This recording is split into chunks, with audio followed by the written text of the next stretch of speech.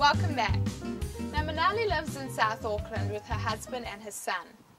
When she heard about Navtej's death, she, like the rest of us, was very upset and her heart went out to his young family.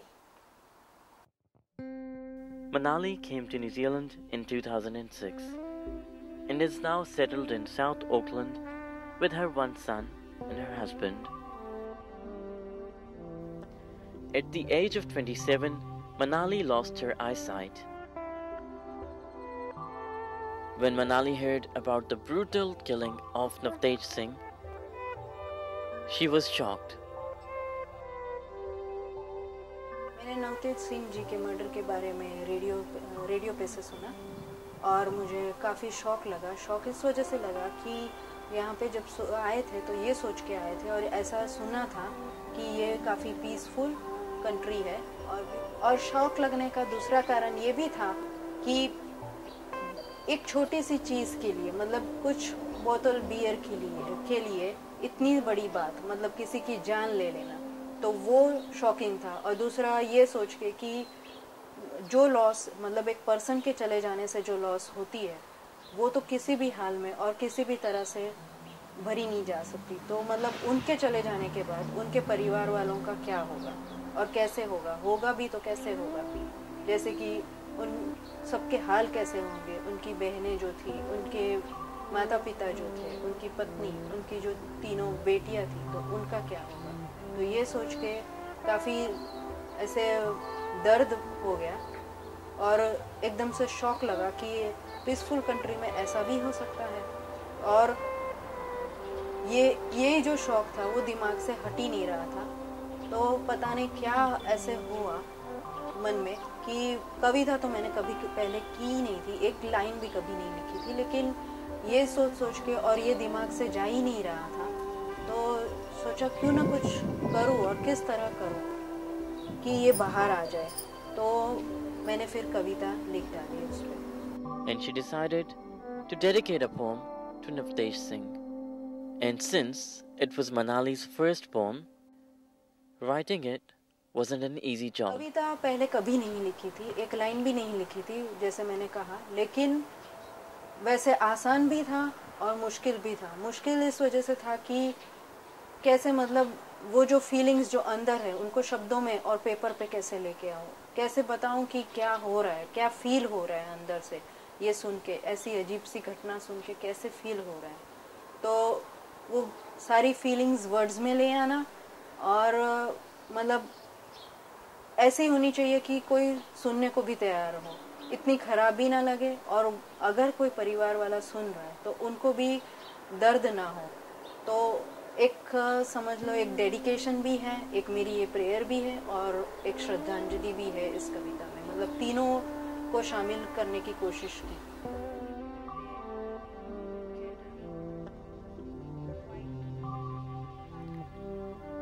Being not able to see, she couldn't write, so she could only memorize the poem. And after completely memorizing the poem, Manali sent it for a radio competition.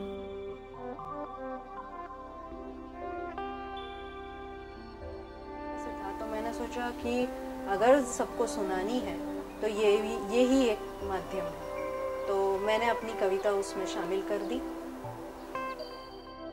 Not surprisingly, Manali won the radio competition. Incidentally, one of Navtej's family members also heard the poem. मैंने जब ये कविता लिखी तो मैंने जैसे कहा कि मैंने रेडियो कंपटीशन में उसे शामिल किया और ड्रॉ में से मैं विनर साबित हुई। तो मेरे को नहीं पता कोई सुन रहा था या नहीं, लेकिन बाद में पता चला कि नवतेज जी की वाइफ के ब्रदर, उन्होंने ये कविता सुनी होंगी और उन्होंने रेडियो में कांटेक्ट करके और कहा कि उनको ये कविता चाहिए। तो फिर रेडियो में अनाउंस किया गया कि मैं अपनी कविता इनको फॉरवर्ड करूँ अगर मैं चाहती हूँ। In writing the poem, Manali took a perspective of Navtej's wife and called the poem Without You. After the break, you will hear the poem Manali wrote. And later, we meet Katie, a young entrepreneur from Hong Kong.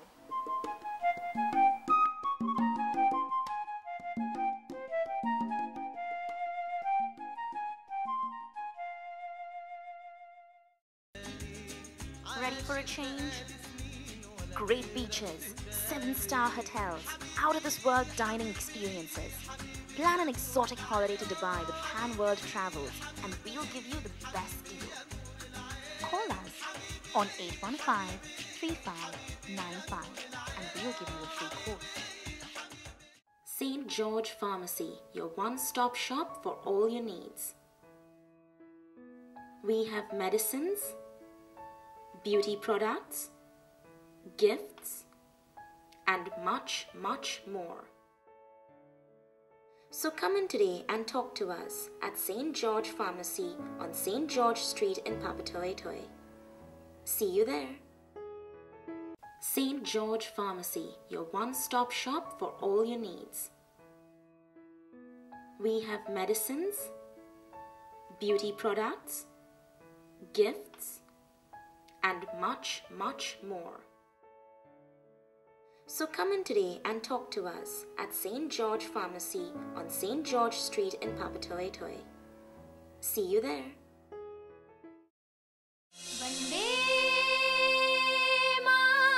India is calling you home.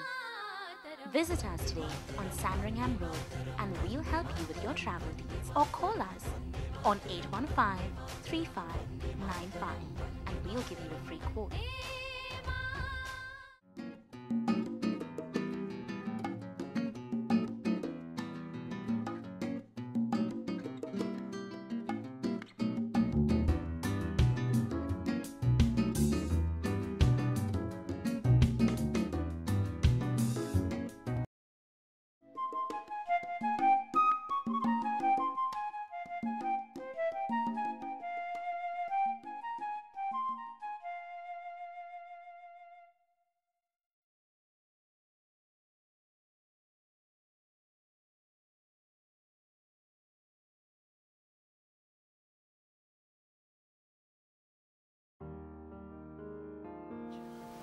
लेकर चले थे कारोबार तो सोचा था पाएंगे मंजिल एक दिन। लेकर चले थे कारोबार तो सोचा था पाएंगे मंजिल एक दिन।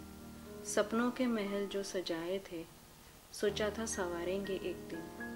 पर तब ये कहाँ सोचा था कि भगवान के बदले हो जाएंगे शैतान के दर्शन एक दिन।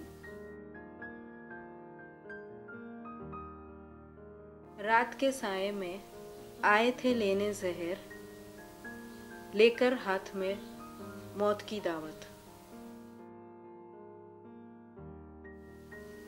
दिया जहर देकर मौत की दावत, पैरों तले कुचलकर सपनों के महल हंसकर चल दिए। संजोए थे 7 जन्मों के जो सपने, जब लगने लगे वो अपने तो साथ छूट गया उनका जो कभी थे अपने। पल भर को ये भी ना सोचा कैसे हजम होगा ये जहर, कैसे कबूलेंगे मौत की दावत। अब दूर है मंजिल और लंबा है सफर, कैसे कटेगा ये सफर बिन तुम्हारे। चलते चलते जो ठोकर लगी तो किसका सहारा होगा बिन तुम्हारे।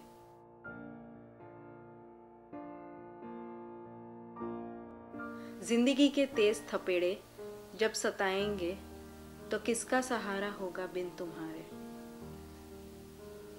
थक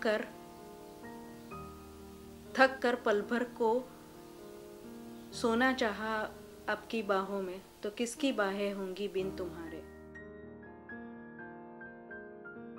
जो अमानतें छोड़ गए हो तुम, उन्हें कैसे संभालूंगी बिन तुम्हारे। मासूम निगाहें पूछेंगी जो सवाल तो कैसे दूंगी जवाब बिन तुम्हारे। जिस गोद में खेले थे तुम वो गोद सुनी है बिन तुम्हारे।